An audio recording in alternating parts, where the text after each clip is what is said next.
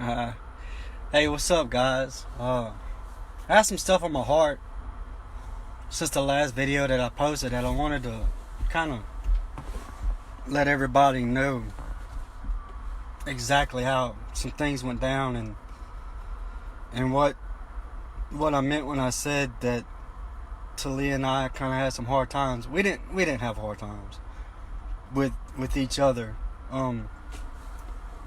Golly, when you look at what my wife has been through over the past 6 months, it's amazing. You think, you never know that something's gonna happen, right? Everything just happens right out of the blue, and of course, like this, happened. So it was October last year. I told her, hey, let's take this job in Colorado, and so right on it, we moved from Lake Charles, Louisiana, straight up to Colorado, mid October last year. Uprooted our family, kids out of school, brought them up there. She gets them right into school. We a buddy of mine that happened to live in that same neighborhood, that same town, same area, Alejandro Velasquez. It's an awesome friend of mine. Today's his birthday too. Happy birthday, brother. He let us share his home. He shared his home with us until we were able to find a home. And then, so I think we stayed with him for about a month. Get some money up, so put a rent down, and actually figure out where we want to live in reference to job location and schools and everything like that. So she did all that research, and I went straight to work. She got the kids in school. She got Daniel in school. We were living, like I said, we're sharing a home with my buddy. So it was 2 large families living together. And it's a little aggravating, It was ready to find our place. So we hurry up. We found our place in November.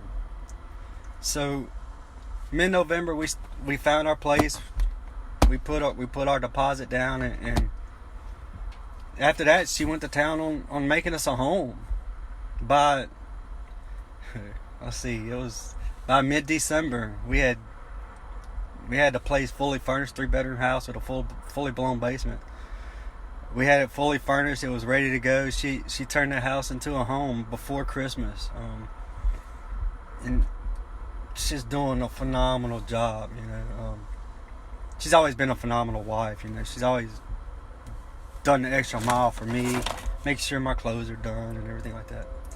Anyway, so December I start having some issues with my urinary stuff and kidneys and bladder.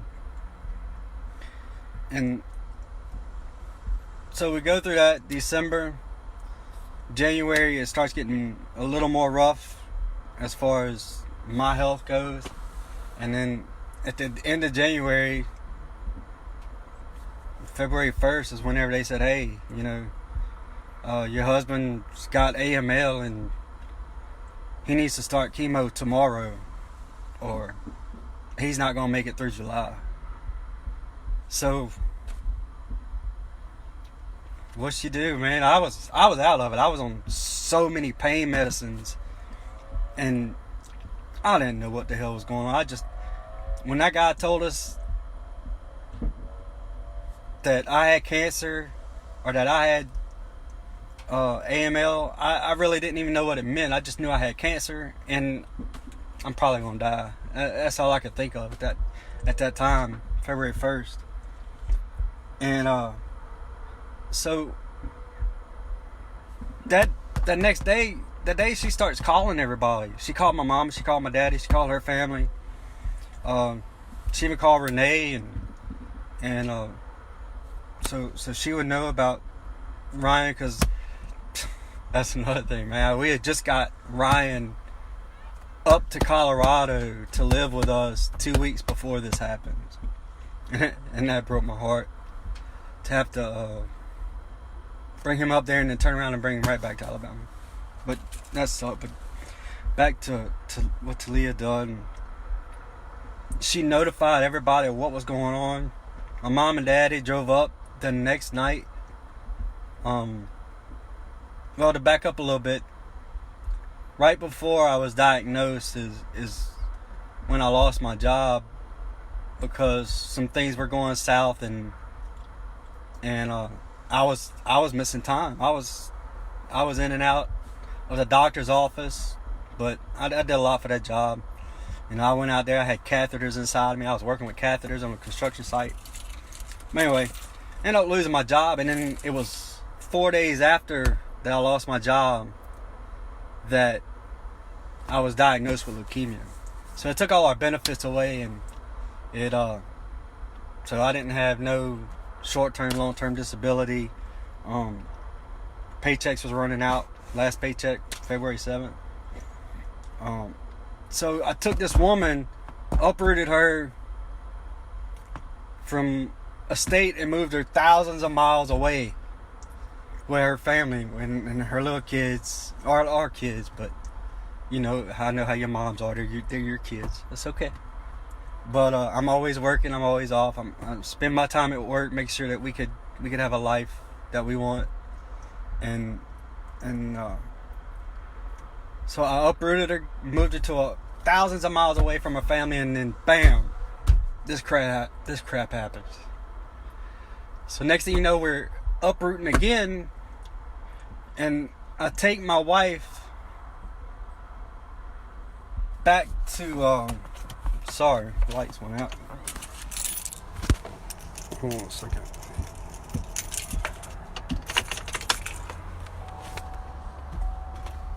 I don't know what's going on. Alright, sorry, I'm sitting in the truck. But so I bring her back to Houston, Texas. She sets all this up with a doctor to get me back to MD Anderson, because that's the place that she feels that I have the best chances of beating cancer, not Colorado. All she knows is MD Anderson, Houston. We're close to her family. We're closer to my family in Louisiana, 8 hours away. And that's where we gotta be. So she calls my mama and daddy. They come up. They drive up overnight. They get to Colorado. And then her brother, her brother's friend, her sister, and her brother-in-law all hopped on the plane.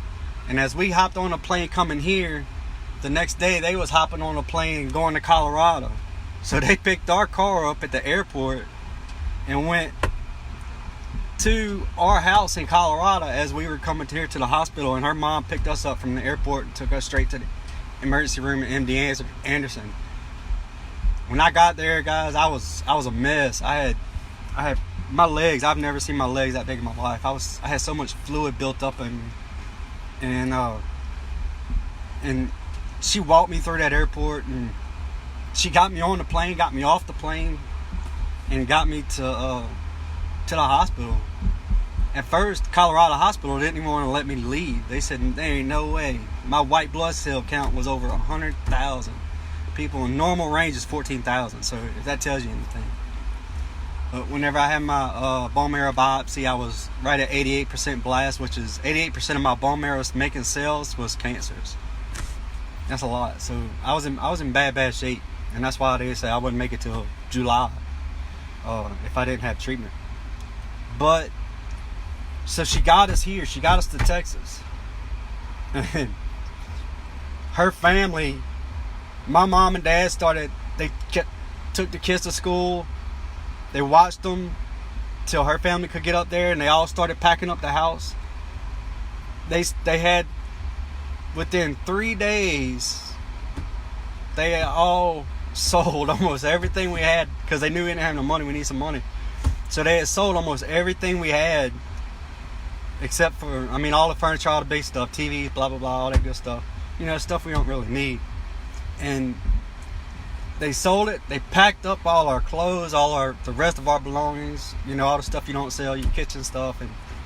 And they packed it up in the U-Haul. My mom and dad, they grabbed Ryan and Juliet, and they drove back to Louisiana, and they met up Renee and got Ryan back home to his mom safely. And you know, Pablo and Marlene and Junior and I can't remember Pablo's friend's name, but they all got the U-Haul and both our vehicles back. They drove them all the way back from Colorado straight to Port Arthur, got a storage unit and put all our stuff in storage. So, but Talia arranged all that in this short amount of time, you know, and that's simply amazing right there. And then to go through this with me at 25 years old, it takes a very special person to do what she's done. Over the past 6 months, she stuck by my side at the hospital day and night, weeks on end, driving me back and forth to the hospital, not letting me do anything. I'm hard-headed. I want to drive, I want to do this, I want to do that, but it's not really safe for me to do it. Back then, anyway. And she's like, no, you're going to sit out, you're going to sit down, you're going to go. You're going to go walk today, you're going to go do this, you're going to do this, you're going to do this. We need to eat.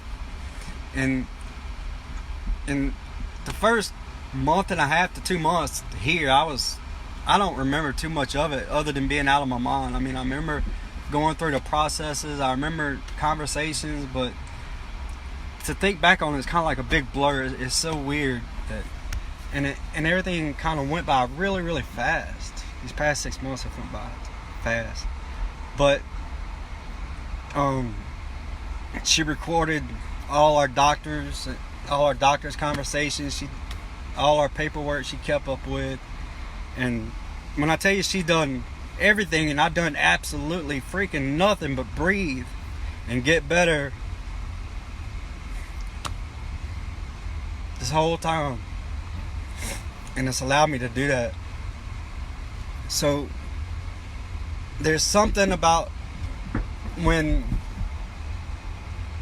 I know if you grew up with a dog, if you ever had a dog and he gets sick and he knows he's going to die, like he got parvo or something, he'll go and hide in a corner, or he'll go away and he'll just want to be by himself because he knows he's not going to make it too much longer. So I kind of understood that. If you think of the ideology a little bit, you know, when they told me I had this cancer, you know, I didn't want to be bothersome, you know. I knew how much it was going to take, and I would have days I would get mad, and I just didn't want to. I was just like, you know what? I would tell her, just go to Port Arthur. I'll take care of it. I'll be all right. It was like, just wanted. I didn't want to be a burden, and it's not being a burden, but that's the way it was. You think of it. You're being burdened on people when you're sick, and it's not really. It's the loved ones caring about you, wanting to take care of you. So it's not really burdensome. So if you get sick, you're not a burden. We're going to help you out, me included, if I can. So keep that in mind. But I took this woman and took her out of her element, took her children away from her. We had to depend on family to take care of our kids. Man, and my family has been awesome. They planned, Mandy and them, like y'all playing birthdays for my babies. Mom and Daddy, y'all took care of all of them, kept them busy. I knew Mama learned a bunch of new games and everything to do.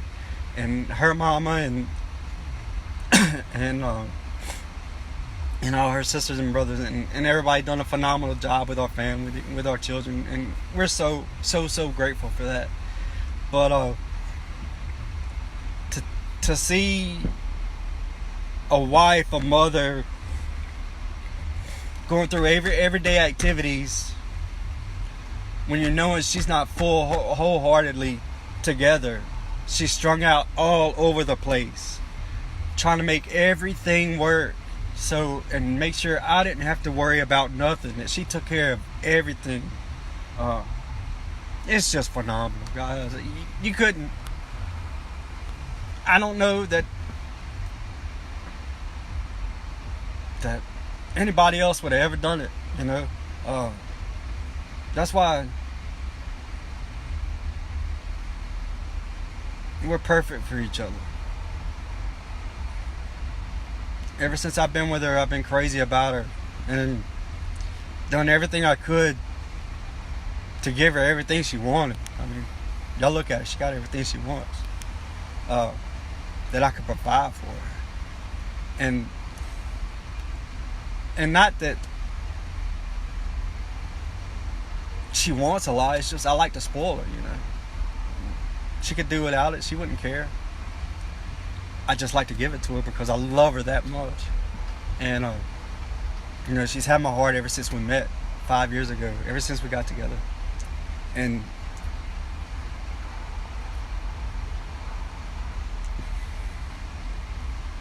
everybody, oh no, not everybody, you know, there's people look at us and 15 years, there's a 15-year difference between us, right?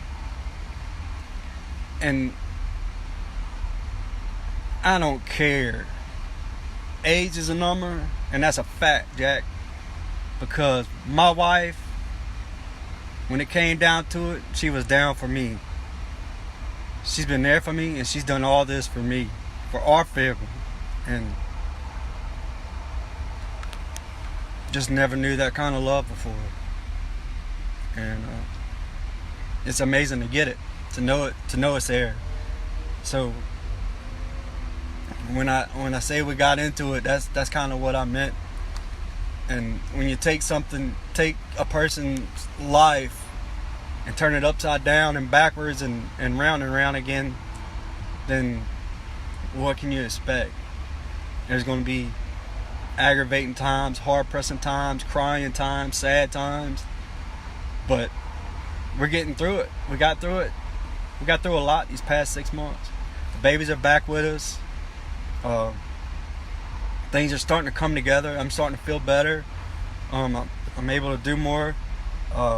And cancer-free, hey. Why not throw that out there? But back to her. Yeah, she's just phenomenal. And I love you, baby. And I don't ever want anyone to ever doubt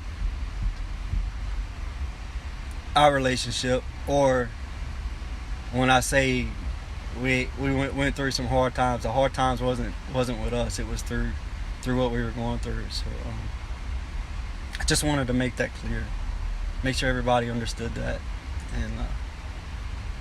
and just give some time to brag for her tonight, because I don't think she gets enough attention from me as far as how awesome she is and how phenomenal she is. So this is kind of my way of doing it. I don't know if she's watching or not. I come outside in the truck, told her I was going to make a phone call, and jumped on her. So maybe she'll go back and watch it if she hadn't got on. But yeah, guys, I want to thank y'all, and y'all shoot Talia a shout out. And she's been the biggest part of this team. She's a leader. She helps us get through everything, and she's gotten me where I'm at today. So a lot of this is on her, and we want to spend as much love and prayers towards her as much as y'all have given me. So yeah, that's it. I hope everybody has a good night, and I hope and pray that everybody can have a relationship like mine. All right. God bless all of you. I appreciate you watching.